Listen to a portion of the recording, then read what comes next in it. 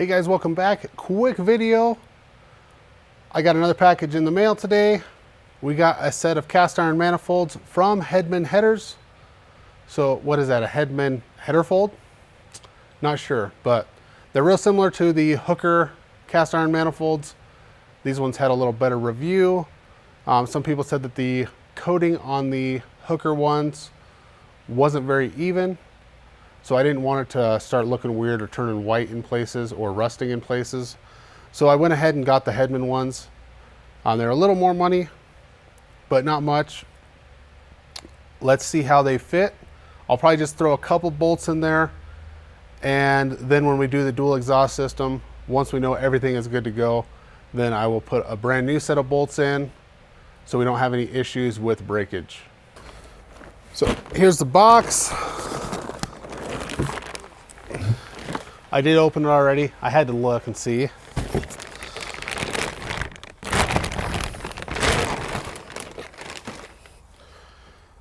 This is what they look like. They did have a bare finish. I went with the coated, keep a little heat out of the engine bay.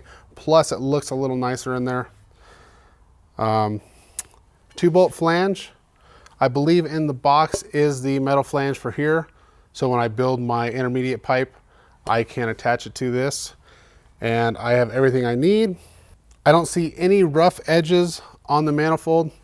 It looks like they did a pretty good job of cleaning it up before they coated it. The coating looks fairly even.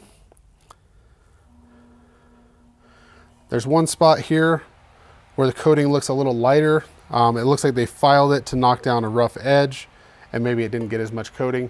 That doesn't really matter. That's gonna be sealed up against the head. It came with header gaskets as well, but I'm not a big fan of the graphite style gasket. I think I would rather use the multi-layer steel gasket like the factory had. So I'll probably just get a set of the OE style, or I'll just run the factory ones.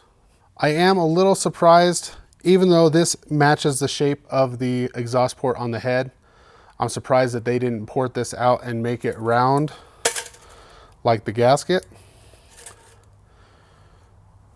So somebody could potentially get a set of these and port it out and gain a little bit of power. You have to have a lot of power going before you would even notice the difference there. This isn't going to restrict us power-wise for quite some time. If it was a boosted application or I had a big cam in it, big exhaust, that might be a different story. But for this engine, this is going to be plenty of exhaust, and it does look a lot narrower. Like it's going to fit up against the block closer than the factory ones did. So I'm going to set this in there and I'm just going to put a couple of bolts in to test fit it. And then when the exhaust shows up, we can go underneath, get everything else built. Once we know that these are going to work for us, then I will go ahead and put new bolts in, get them all torqued down.